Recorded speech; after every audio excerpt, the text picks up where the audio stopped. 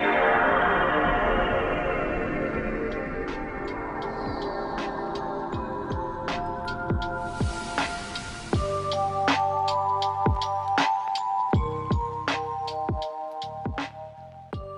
and welcome to Glitch Cube, we're a gaming podcast, and each week we take a deeper look into the art of video games.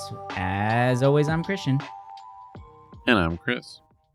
And welcome back, everybody. Thank you guys for joining us once again as we dive further into the world of games. So this week, it's going to be another one of those update episodes because there's been a lot of cool games coming out and we've been playing a lot of them. Right? It's hard to keep up, but there's some pretty big hitters that have recently come out. And with your Final Fantasy, Unicorn Overlord, all that stuff, with Persona, this is really the time for RPGs. RPGs are definitely king so far this year.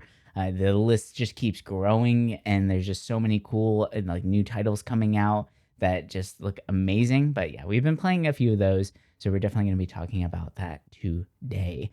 But yeah, I don't know. Do you want to start us off? You want to jump in and talk about a little bit what you've been playing? Because I know you're on a rampage. I mean, you always are crushing games. You're going through them so damn quick. It's kind of amazing to me. I don't know how you do it. I can't keep up for the life of me. I feel like I play them pretty quickly, but damn, your list is ever growing. I don't know how I do it. I think I just focus on it. Because it's I basically schedule times in the day where I'm I'm gonna spend this time to play, and then after that, I'll work on other stuff. But it's when I do that time, I'm no distractions. But it's still sometimes I'm out there how am I getting through these? You would think I would have less and less time now, but I somehow still just power through these. But because you got baby number 2 coming up, right? And 3, yeah. And 3, yeah. That's nuts, man. Yeah, it's a lot. But yeah. So recently, I think in the last episode, I was talking about how I was starting Persona 3 Reload, and I basically just finished it right before Final Fantasy Rebirth came out, right? And as someone who really liked Persona 3 back on the PlayStation 2, it was cool playing it with this new modern look, right? That Persona 5 engine style, which, Persona 5, very stylish. I got very far in that game and then just completely dropped it. I don't know why. I just did. And looking back, I don't feel that connection to Persona 5 that I don't know, thousands of people do. So many people put that on a pedestal, and honestly put the Persona series on a pedestal in general, which it's a cool series, but I've never understood why people praise it so high. I agree. That's the one series I feel like I have the hardest time getting into, even though it has such a high rapport behind it. And I feel bad as a gamer. I feel like I'm failing as a gamer not playing those titles, but there's something about them that it's cool, but it doesn't fully draw me in for some reason. Yeah, there's a lot going on with it, right? There's social interaction, there's the social links, there's the dungeon crawling. There's a lot to it, and for the most part, a lot of it are just things I don't really care for in an RPG, right? I want that big, expansive world. I want, fun battles. And the battles are cool. They're just kind of, I don't know, it feels like Pokemon, but adult. And that's cool. But I mean, with 3, I always thought it was stylish in a weird way, right? The iconic shooting yourself in your head to summon your persona. I thought that was the coolest way, to summon something back in the day. And I was oh, this is kind of cool seeing it in a new light. But to wrap it up, I thought it was enjoyable. I really liked it. I think I enjoyed this much more than I did with 5. I was actually hooked into the story, even if the story I feel like there's a lot of filler in between the big story events, which makes sense because they want you to focus on your social links, but it's I don't know. To me, like, there's been so many good RPGs alone this year that, you know, I could have been happy if I didn't play it, but I am glad that I did. I think this year I've played more RPGs one after another than I have in a very long time. And that's cool. It's making me really love the genre again. And, I was kind of juggling four at the same time. And the next big one, Final Fantasy VII Rebirth, I'm going to save this for another episode because I don't want to get into really spoilers with this right now. But I will kind of make it quick, my thoughts on it, because there are things I really liked about it and things I really didn't like about it.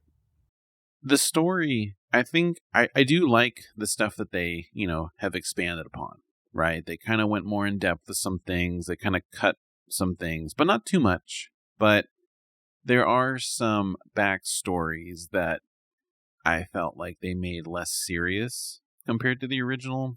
And it's weird because I didn't really think about them when I first played the original game. But after going through them in this game, I was kind of like, huh.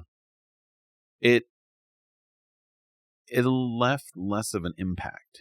And I felt in a lot of ways this game, it felt a lot like Final Fantasy 15, where it's more of like, let's hang out with everybody and have a fun time. But it's still the same old story that you know and love, which road it was tripping cool. with the boys, with Vincent and Cat Sith in the back. Yeah. Yeah, you got Cat Sith, you got Barrett. Like, it was cool. I thought that the character interactions were fun. It definitely felt less serious at times. And I know that the original did have comedy in it too, but it definitely had a vibe that was just, it knew its place, I guess. Like, it knew that, yeah, there is this huge bad thing going on in the world, and it always kind of grounded itself back to that. But as for the gameplay itself, like, I really like the combat system. I think that it is a really fun kind of evolution on the system, and I like it more than Final Fantasy XVI's combat in a lot of ways, because 16 had some fun combat, but I felt like there were so many combos and moves that, like, I just never used because they almost felt unnecessary. I mean, maybe if I was playing on a harder difficulty or doing the special stuff, like, I would have utilized them more, but I just never did. Whereas with Rebirth, it was fun, I was but trying it just to... didn't feel like Final Fantasy anymore. Like, I think that was the big thing. Yeah. It felt very Western, and in a lot of ways, Rebirth almost feels kind of Westernized too. And it's weird to say that, but it just kind of does in a weird way. Like, maybe that wasn't the intent, but it just felt like they were trying to appeal to a broader audience, which is cool. I mean, I think more people should experience the story of Final Fantasy VII because it is interesting. 7 was never my favorite Final Fantasy, but I did like it. They did this for 9. Oh yeah, I'd freak out. But oh yeah, 100%. I definitely. I mean, seeing the what is the what's that mod called for 9? There's the Memoria one, which is that newest one that came out. That looks insane. I want that so bad. Like, I want a remake of 9 because 9, like, as fond of memories I have of 7, I think 9 really set the pace for me. Like, the story of that one is just so iconic and so well put together, where 7 was great. Like, the story is fantastic and the characters are super memorable. And like, that's always going to go down as one of my favorite games ever because it was one of the biggest JRPGs that I first played when I was a kid. And just like diving into the the books and all that stuff. And like just the nostalgia of just enjoying and exploring and learning about these things. But when 9 hit, that was something different. Like with the graphics upgrades, like I can still remember to this day the scene with Blank running through the woods and getting petrified and throwing, the scroll to his identity. Like like that was such like a heart-wrenching moment, and it just set the pace. Like, this is a dark world. Like, this is real. This is gritty. This is raw. Like, it was really, really interesting. But I'm actually kind of afraid to play the Final Fantasy remake. I haven't tried it yet. I mean, I tried the previous one, but I haven't played Rebirth yet. And I'm kind of afraid to play it because I feel like I'm looking at Final Fantasy through nostalgia lenses, and I'm a little worried that this is going to kind of take away from that. Like, this isn't my Final Fantasy. And I know that's kind of like a cheap cop out, I guess. Like, I'll probably end up playing it at some point. But yeah, there's just something about it where I'm very fond of the memories I have of playing the original. And I'm afraid that these are going to kind of diminish that a little bit. I mean, I actually really agree with that. You know, I still hold the original, you know, pretty close. Like, I still, to this day, I would still recommend the original for someone that really wants, you know, everything from it. But this is a nice modernized way of getting more people to experience it, you know, in a much easier way. Because the original, it's not that it's like frightening to maybe someone that doesn't play RPGs, but it is definitely different. Mm-hmm. And yeah, I'm glad I played it though. You know, I was able to kind of burn through that one pretty quickly. And the last thing I'll say about it is, like, the amount of world intel that's there, it's a lot. And I do respect that they tried to make them interesting, right? Like, somehow all your major like world intel stuff added somehow to the story. And it doesn't seem like that at first, but when you keep doing them and you start getting to like the later regions in the game, they somehow mix in to the story a little bit. You know, you don't need to see them to know more of the story, but it does add some back stuff to it, which is, you know, cool. It makes it feel like you're not wasting your time like so many other games do with this kind of stuff. But yeah, I would say a little over halfway through that game, I just stopped doing that stuff because it was just too much. You know, I'm like, I don't like doing checkboxes that feel the same. But yeah, I feel like that game getting like a 7 out of 10, like, I know that's a safe number, but I would put it there. It's 7.5, you know? Yeah. It feels like the Monster Hunter World treatment, to be honest. It's a franchise that is beloved by so many, and they were just trying to, you know, make it more accessible to a wider audience. So why not do it that way? So it makes sense. And I'm hopeful that this is going to continue the nostalgia train down for more generations to come. But I'm kind of worried about that too. I don't think that gamers now, especially at the same age that we were first introduced to this title, like, have the same attention span or the same care or, you know, that like give a shit attitude, because there's just going to be another game coming out next week that is going to take up their time and all that, right? Like, I don't know how many new gamers are going to get as invested as we did. So it's like this game was made for us, the people who grew up playing this game, but trying to grab new players too. It's weird. It's kind of a weird one, but I don't think that this one is going to have the same pull that the original did. So definitely. Yeah.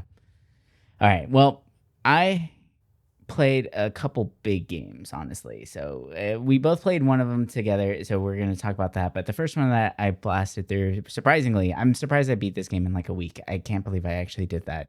But week. It's Xenoblade 2. I played that for a week and a half, and I actually got through it all. So, which is kind of nuts. Because if you guys know about the Xenoblade series itself, those are long ass games. Like, there's a lot to do in these. And granted, I didn't do every single side quest because I'm not a crazy person. And most of those side quests were actually getting pretty frustrating. And, you know, overall, I will say, before I get into like the nitpicky stuff, overall, this is a great title. Xenoblade 2 is fantastic. This is my second entry into the Xenoblade saga. I actually have not played 1. I'm playing them backwards, which I think is kind of funny. So I played 3 first, loved it. I'm playing 2, and I actually really love the story behind it. There's a lot going on. And I know there was a lot of, talk about fanfare and all that stuff with this one. And sure, that's in there, but it's not kind of, I don't know, it wasn't as distracting as I thought it would be based on the reviews. And that just goes to show that you can't, believe every single review that you hear or see or watch or whatever. Just experience the game for yourself. If you can handle it, you can handle it. If you can't, that's fine. It's up to you.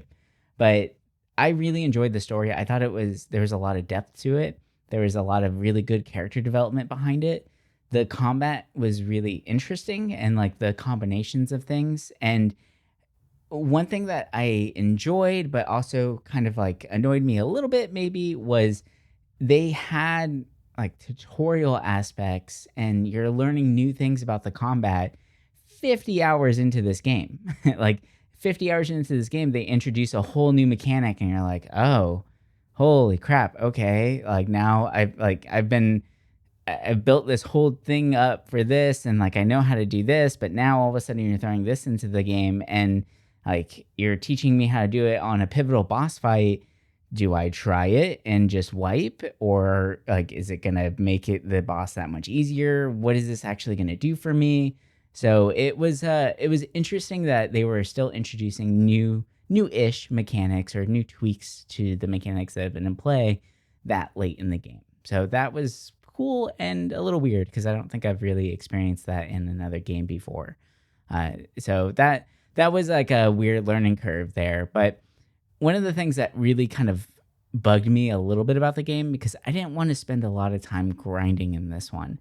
I was hoping to just really enjoy this title, play through it, play through the story, but there were certain quests that required you to do a lot of like gathering of materials in order to finish something.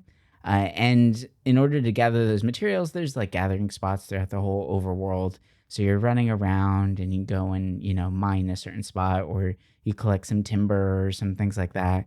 But it's all random, right? What you get. It's 100% random. So a lot of times you're, quick traveling to a certain spot that, a gathering point is close by. Quick travel there, go to the gathering point, quick travel back because that reloads that gathering point, and you just kind of keep doing that over and over and over again until you get the materials that you need to complete said quest. So that aspect of it kind of took me out of the loop, to be honest, because it really halted the flow of the game itself. So every time that's happened, I just turned my brain off and just finished it as fast as I can because I just wanted to get back to the actual story. And because the story was it was interesting. It caught my attention. I wanted to learn a little bit more about it. And it went places, right? Like the Xenoblade games are kind of crazy. They go all over the place. And there's tie-ins to Xenogears as well, which I really enjoyed, where Cosmos from Xenogears is a character that you can actually use in this game too. And it totally links everything together. You start seeing some of the similarities between character models and weapons and things like that. And I thought that was really fascinating. And like the whole tie up at the end where it's like, oh, like that's the world of Xenogears that I'm looking at. And then now all of a sudden they're warped into the world of Xenoblade. I'm like, oh, this is pretty rad. I love this. So that like there's a lot of things like that were really interesting to me. But overall, fun experience, but it was a lot to deal with. Like those grinding fetch quests it was a tough sell. But once you get past that, it's not too bad. Yeah, I've only played the first Xenoblade, and I really liked it a lot. At first I didn't. I actually really didn't like it at first for some reason because I think the amount of side quests even in that game for some reason like overwhelmed me. And then it's like, oh, here's this web of people that you can become friendly with, and there was just so much being thrown at you that I was like, oh god, I don't know if I can play this, And then I beat it, and I was like, I kind of want to play the others, but then I kept hearing about how long Xenoblade 2 is, and I'm like, I don't know about that. Like you said, like getting a tutorial 50 hours in, it's like, oh. I mean, it's cool because it's trying to introduce something new, I guess, to keep it kind of fresh, but it's like, it's a lot, and for me, it's like, I don't know. Those games are kind of like a commitment, and yeah, I've actually been thinking about going and playing Xenosaga, just because, like you said, like there is a connection slightly to it, and it's interesting because those were games I always wanted to play as a kid, but just never did. But I played the first one and I loved it as a kid, so I would love to revisit that one actually. yeah, like I really want to see them because I had a friend that was just like very into them, so maybe I'll jump into that this year too. But yeah, those games, like, there's a lot of content there for people if they want it, which is cool. You know, sometimes you play an RPG and there's just not a whole lot to do. But it is nice, like, think back to like when we were kids, right? Where, you know, you got your one game of the month and you were kind of stuck with it and you kind of hoped that it would take all your time. Mm-hmm. And we're at that point now where we're like, oh God, there's like 40 hours of grinding all this stuff. And you're just like, why? You know? Yeah. But it's like, I sometimes think about it like, well, I know there's someone out there who this is their one game for a very long time. And now they can probably just gorge on it, which is cool. You know, I mean, for me, as you see, I'm blowing through games. I'm like, I don't want to spend 10 hours grinding one material because it's just like, I don't know, I get over it. Yet I spend thousands of hours in an MMO, no problem. You know, it's just Right. kind of weird for me. I'm like, I don't It's a get it, different but it's a different vibe. It's a different expectation. When you jump into an Mhm. MMO, you know what you're going into. You're gonna go and hang out in the field and kill wild pigs at level 5 until you get to level 40, right? Like you're doing the Mhm. math in your head of okay, how many like okay, it took me an hour to gain point 0.2 or like 25% of a level. That's 4 hours every level. I need to get to level 12 for this, mission or this boss. Okay, so this is gonna take right. Like you're doing that kind of mental math in those kind of games. But when you jump Mhm. into an RPG, you're not doing that mental math. You're not expecting that. It's a completely different Yeah. vibe. You're expecting pacing. You're expecting a challenge, but to be leveled up appropriately for said challenge, right? Like all those kind of things. And just a completely different mindset. All right, But yeah, so if you jump into the yeah. first Blade, I'm curious your thoughts on it.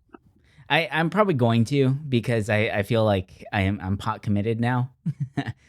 Seeing Yeah. 3 and then now seeing 2, I like the fact that I went backwards and seeing the world where it what or is and then where Where it it goes, yeah. was, right? Like it's kind of weird, but it's almost like watching Memento again. Where like you're noticing Oh, like that's little cool. landmarks and you're like, "Oh, that's how that happened. That's cool." Instead of like playing it in or sequential order where you're playing 3 and you're like, "Oh yeah, I remember that from this." Like now it's more of a, "Oh, okay, now I get the connection. That's really cool." It's actually a lot more exciting. I kind of want to play more games backwards now to see or more franchises backwards to see if it how it feels. Like, can you imagine playing all the Resident Evils backwards and like or something like that, right? Like, I think that'd be a lot I of mean, fun, they are actually. connected for the most part, so you could. Yeah. So you could see, Chris Redfield like as a badass, and then you can go and watch him punch a boulder. Like that would be really interesting. So, like, so I think that might be kind of fun. I like that idea. Okay, so we've both been playing this game, and it's a newer title out, and it's been a lot of people are talking about it, and I'm kind of surprised that I don't know. There's something weird about the fact that RPGs are really getting a resurgence and getting a lot of attention nowadays. But Unicorn Overlord is fantastic. It's a new game by Vanillaware, right? And Atlas Games. Hmm. They're RPG, strategic RPG. It's kind of like Fire Emblem ish, or a little bit of Advanced Wars, or what was that older game? Ogre. What was that one? Ogre Ogre Battle. Battle. Yeah, Hmm. like that. It's very much that style of game, which is really interesting that it's gaining as much popularity as it is. And when I first started playing it, I was very happy that the Switch has a demo that carries over your save. It allows you to play the first 6 hours, and if you're feeling it, then you can purchase it and just keep going. So playing through the demo, I was just kind of enjoying my time exploring the world, not really worrying about the quest, just going out there and seeing what I can find. And I'm loving this title so far. Like, this is really captivating me. And I know that the big, like, I guess, negative note on this game for a lot of reviewers is that the story is not original. But I'm okay with the story. I think it's fun. It's very light. It's nothing too crazy. It's something we've seen before, sure. But that's not the point of this game. The point is to just explore the world and go into these crazy battles and just it's just a big chess match, and I'm loving it so much. And just finding out the right combinations of troops and tweaking that and playing around with those things. And there's so many mechanics built in that I find that I just love those kind of games now. Like, the more mechanics that get thrown in at me, the more I'm enjoying them. And I think I found the right pacing for that. When I first jump into a game that has a bunch of mechanics like this, or like with Xenoblade, for instance, as well, I don't try and understand all of them at once. I will dive into a certain mechanic, like, let's say, party makeup for a Unicorn Overlord. So I start moving troops around and seeing what works, what doesn't. How do I like the feel of this, right? Like, how does this work in battle? Who's doing what at what time? Those kind of things. And then I'll start adding in a new element of the game where it's like, okay, now I'm going to go dive into the equipment, or I'm going to dive into this, right? Like, I keep just slowly introducing, I trickle feed the mechanics to myself so I can get a really strong understanding of the game as a whole. And the more I'm exploring and more I'm learning about each one of these mechanics and diving into them more and more, I am really, really enjoying my time with this. This is a fun game. And about 16 hours in, I've unlocked a whole another can of worms with this game of being able to upgrade my troops. And that is just like changing everything. It's changing the party makeup even more. There's a lot. I'm loving this one. I don't know. I can't say enough, and I'm kind of obsessed with it at this point. Yeah, it's great. Yeah, I when I first saw the trailer for it, I knew I wanted to play it. I have always loved Vanillaware games. I remember playing Odin Spear back on the PlayStation 2 and being completely in love with the art style. It's when you see their games, you know they did it, which is awesome. I love if a studio can do that because it's just their unique touch, right? I feel like you don't see that too often in established studios, right? You see them more in indie games where it's like, oh yeah, this person made this game. Like, you expect to see that art style, but you don't really see that too often in these like more established companies. But for me, their last game, 13 Centennial or Sentinels, that was one of my favorite games of 2020. I I have to remember try that talking one. about it, I still and haven't played that game. it's Yeah. phenomenal. Um, I mean, it's that 1980s kind of vibe with mecha and just it's very. It seems like it starts silly, but the places it goes is just so good, and it does have some kind of RTS strategy to it, but it's very simple. It's very easy. It's nothing like Unicorn, and I mean, I think that's a game most people should experience just because it is really good. You know, it is a 2D side scrolling, very dialogue heavy, but the story is really good. So when I saw Unicorn Overlord, I was like, ooh, I can't wait. And yeah, I agree. The story so far is kind of, it's generic, right? It's like you kind of know what to expect. Some of the characters are kind of interesting with the regions, but it's one of those games where I'm like, I'm enjoying this gameplay loop so much that it's pushing me to want to see more. And the story is like a nice little side thing carrying me along. And yeah, it's like I'll talk about the other game I'm currently playing after this because I was playing that, and then when my copy came in for Unicorn, I was like, oh, instantly putting this in, playing it. Right. And that's Yeah. a big thing because the other game I'm playing is also pretty big. But I, like you, I played the demo.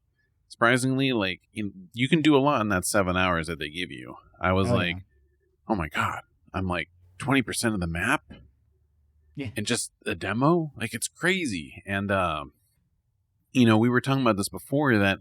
Yeah, I mean, you could try and take on the final boss right away because there's like or at least it seems like the final boss because it's like 30 levels higher than you at the point that you find it, and it's Oh like yeah, that's crazy. straight. That's straight up end game right there. You can totally gain in this like Zelda. You can just jump right to the final boss if you feel like you're up to it, and it's crazy. It's It like nuts. yeah, you start right there. You walk 10 feet and you're at like the final boss region, and the game warns you. They're like, yeah, you might want to turn around. So it is pretty funny. I like that aspect of it though. There's something comforting though, like going to a new area, doing the battle, and then it's like, oh, here's the town, and like every town you can, deliver materials that you pick up on the world map, and it makes the towns restored. And I love how, like, for the most part, restored means, oh, we got some new little windmills. Every Yeah. goddamn town you restore, Yes. it's like, here's 5 windmills. It's like, okay, I guess this city's popping. They got That's windmills funny. going on. There's actually an NPC that But brings up the windmills too whenever you restore one of the towns. That's oh, really really? hilarious. Yeah, you see windmills in the background. They're like, "Oh, I love looking at the windmill." So that like some game developer there was like, "Dude, another windmill? All right, fine." Like they're just Yeah. like some artist is like, "All right, man." But it's weirdly comforting, and it's like just nice going around the world map. Like as I'm getting older, I'm loving exploring maps in games more. Whereas before, I would just try to like pinpoint a clear objective, go to it, and then if I see some of the world on the way, cool. But now it's like I want to see everything. I kind of did that with Tears of the Kingdom.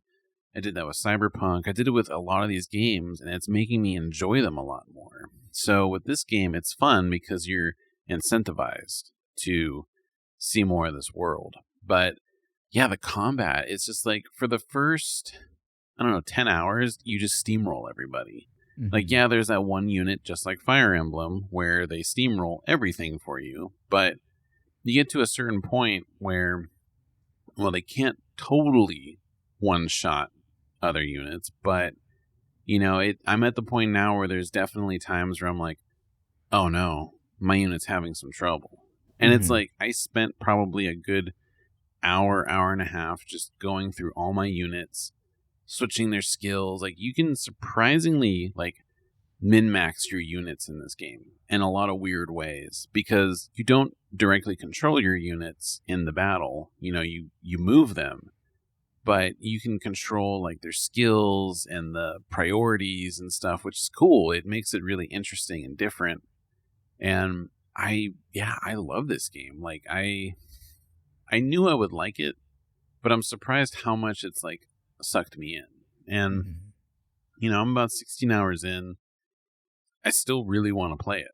And I'm wondering like if I'm going to reach a point where it just kind of gets old after a while, but seeing when you look at the class list, there's still so many that I haven't seen and I'm like, "Oh god, like how many other more classes are they going to throw at you?" I think Like it's there's 50 named characters or more there's than 50 50. named, but I'm like I Yeah. feel like there's yeah, I mean maybe that's every class, but I just feel like there's like more. Like Well, I haven't injured. I unlocked the Dragon Knights, but I haven't been introduced to a named Dragon Knight. So there might be more troops than there are named troops, which is actually really fascinating. yeah, it's insane the amount that's in this game. But yeah, I'm really liking it a lot. It makes me want to play strategy games again. I'm like, oh Mhm. god. I think what's great about this title, and especially with it being on the Switch, the gameplay loop itself is very easy to step away when you need to. So it feels like Hmm. you're picking up and playing a quick round, like let's say in Balatro or something, where it's like, oh yeah, I'll do this mission real fast, boop, get it done, and then you can turn it off real fast, right? Like you can, I don't know, there's something about that gameplay loop that is just really nice, where you're not you don't have to be sucked in for hours and hours. You get a lot out of it in such a short amount of time. Like we've been playing for only 16 hours. This is supposedly like a 50-hour game. Like each region can last you around 10 to 12 hours, which is pretty impressive, honestly.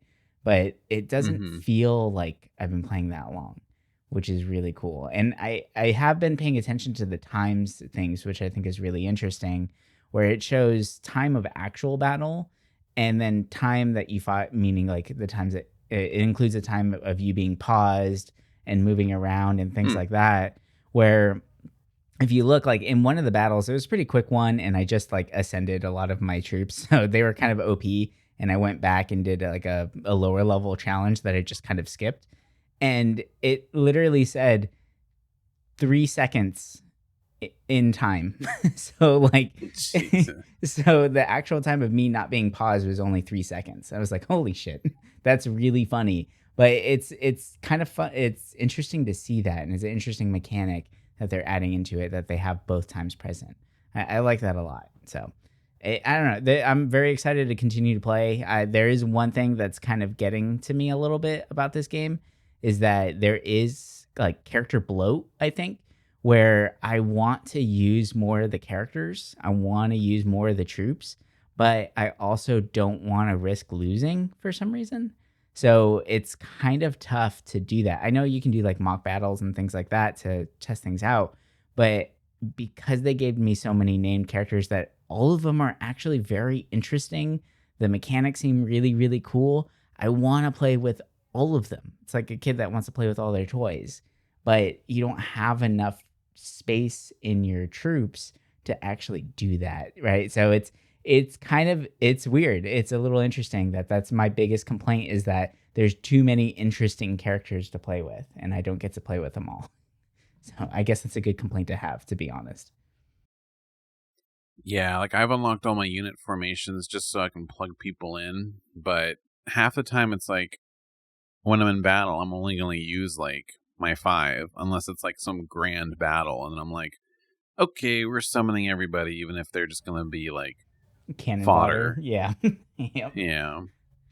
I got one of those. I just throw them in, or there's a catapult. I'm like, you're on catapult duty. You can fly. Get your ass over there. That's their job, and that's it. So, but no, I'm very excited to continue playing more of this one. But you mentioned you got one more for us. What are you playing? So, well, the last big one that I've beaten was Dragon Quest VIII. Nice. This is a game I loved as a kid, but weirdly enough, I thought I was much further in that than I was. But when I replayed this on the 3DS, I apparently didn't get that far. I had made it where I was off the first continent, but that was it. Oh wow. I guess I was Yeah, thinking of there's Dragon so much Quest more 9. game. Okay. Yeah, so I think I got them mixed up back in the day. And I beat that game on so the it was a fucking pleasure. iPhone. Yeah, I think that's how a lot of people play it now. I beat 8 on an iPhone, and it's only in portrait mode. It does not go horizontal. So that was a weird, yeah. Anyway, continue. That sounds awful, but it's, I can see why people say it's their favorite Dragon Quest game. I think 7 still is my favorite of all time, not just because of nostalgia, but I just really like how every island that you go on has its own peculiar story that kind of goes into the bigger picture. So it just felt like you're playing through a storybook. But with 8, I really liked it a lot. I thought the combat was fun. It felt like a feel-good Dragon Quest game that I've been wanting to play, and I loved it.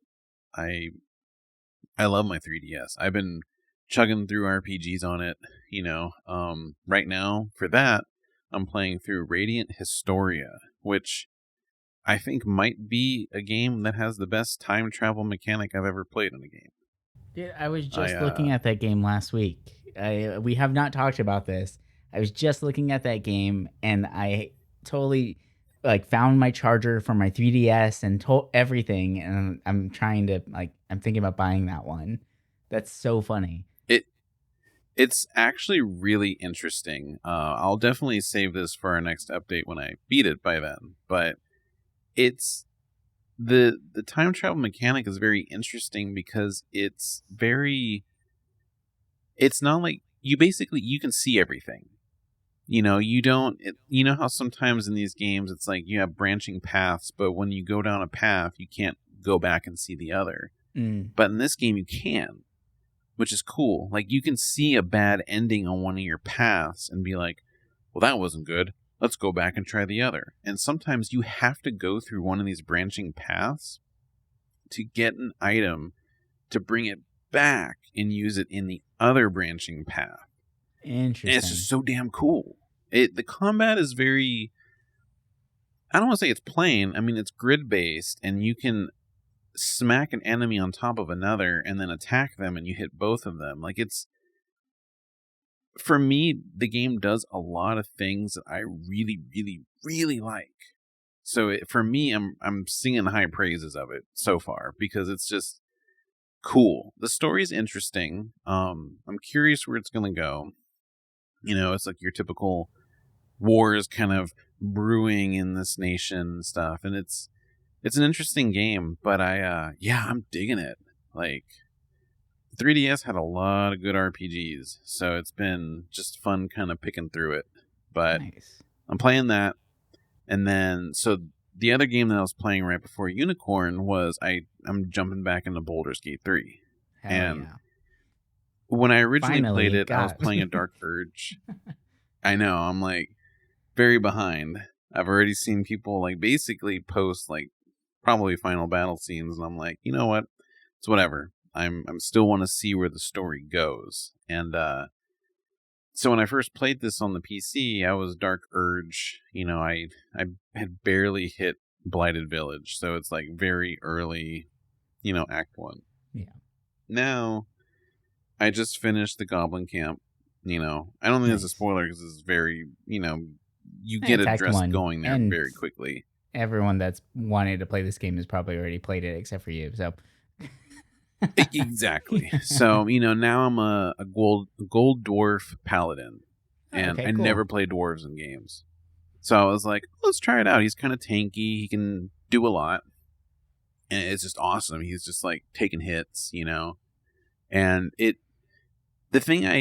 so this is stupid to complain about, but I mean, it is a D&D thing, which D&D does a lot of things I don't like. And that's why, and a lot of times I don't like D&D because I'm like, just give me this streamlined, like, RPG that I'm used to in games where I can have all my spells at once. Because, oh my God, it pisses me off when I have a loadout of like, here's 5 spells, but you have all these other cool spells that I can't use unless I pre-battle, I, prepare them and move slots. I'm like, I just want to use all my damn spells. Like, this sucks. But yeah, it's a small nitpick, like in a lot of ways, I really do love this game. It's funny because at first I was kind of like, okay, it's okay. Like I was just kind of going through it, feeling slightly overwhelmed, not by the amount of choices, but I was more so just overwhelmed by like the battles, because I always felt like you don't feel super powerful in many of those battles, right? You always feel like you're kind of just clinging on, like every battle could be like a disaster. But yeah, I'm digging it. Like right now I'm going through the Underdark, and it got the shit scared out of me with like some minotaurs, and beat them back. So now I'm gonna explore the Underdark, and then I think right before, wherever that leads me, I kind of want to check that mountain path too, because I feel they seem to give you 2 options, basically going, I think, into Act 2, because it sounds like you're going away from this area, and but I want to experience it all. So I'm like, okay, I'll do Underdark first, because it seems like the harder of the 2 paths. So I went Underdark as well. Yeah. I like how it looks aesthetically. Like, it was fun going through. Well, I didn't want to go through the Goblin Camp to get there because I actually did it stealth. I was able to kill all 3 goblin leaders without pissing off the whole fucking, excuse my language, camp. Really? That's impressive. Which was crazy. Like, dude, it was so much fun. Like, it was easy with the first lady because you get, secluded. The second one, I'll quickly go over this. Basically, I timed it just perfectly where after the conversation, so I had saved that goblin from the grove. Mm-hmm. So when I had brought her there, they were all friendly. And I got done with the conversation with, is it Minthara or something like that? Yeah. That person. And so right after you speak to her, she goes over this bridge. Well, right before that bridge, I was like, why is this highlighted? Like, it says wooden support. So basically, as soon as she goes over that bridge, I hit turn-based mode, right? Pauses everything. And I'm like, well, I can take a chance and shoot that bridge. Now, it has an all-seeing, or that, like, eye, right, in that room. The eye was turned around. I was like, this is fate. I need to do this. I need to see this through. Shot the bridge. Bridge falls. It kills like 3 goblins, including her. Surprisingly, they were all on it. And I'm like, oh no, I'm going to piss everybody off.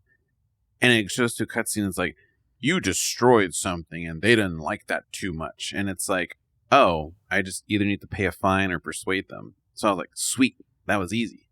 And then the third guy, oh my God, I probably spent 3 hours just trying to figure out how I'm going to stealth him. But it was so much fun. I tried so many different things. Like I tried different items to see if I could suck them into the hole with the spiders. That didn't work.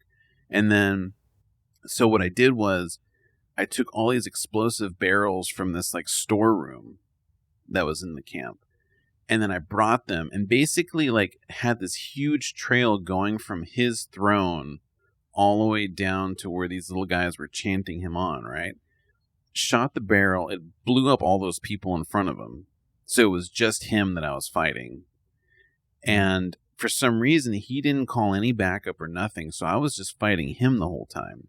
And then once I killed him, basically, I noticed that everyone else was on high alert. So I just instantly went to my map and fast traveled. So I didn't have to fight the whole camp. But when I went there to go to the Underdark, it's like instant aggro. So I was like, oh God, well, how do I get there? And I was like, well, what about this well that was in the Blighted Village? So I went down there and it's freaking spiders, right? Mm-hmm. And I felt like I cheesed it too because I kept killing this. I kept hurting the spider by just shooting their little web bridges and making them fall. And then I was like, oh, what if I jump down this? And it's like, oh, this is the Underdark. Sick. Like, it's kind of crazy the amount of stuff you can do in this game. And there's some side quests where I'm just like, I can't do this. It's just like, I just want to keep seeing more of the game. Mm-hmm. But overall, I'm loving it. It's interesting because at first I was kind of like whatever about it, but now I'm on board. And it's hard juggling this and Unicorn at the same time because I'm like, I want to see this, but I want to see that. And yeah, Baldur's Gate was definitely one of those where you want to see what happens next. You want to like continue with the story a lot. So that's a tough one to balance there for sure. Yeah, next month's update is gonna be fat. Oh yeah, it's gonna have a lot of goodies in it. We need to just dedicate an episode to Baldur's Gate because there's so much to talk about for that. Yeah, 100%. I haven't even gone into my party comms, which is already stressful enough. That's gonna be fun. I'm curious to see because I played a rogue, so I want to know what your party was versus what kind of party I ran. So I think that'd be really cool to talk about. Yeah. Yeah. Hell yeah. Well, all right. I think that's going to do it for us. There's a lot to talk about, obviously, because there's just so many damn good games, and a lot of them are just really long games. There's so much content out there. It's amazing to see. But yeah, we'll talk to you guys next week with some more games and all that good stuff. But until then, bye for now.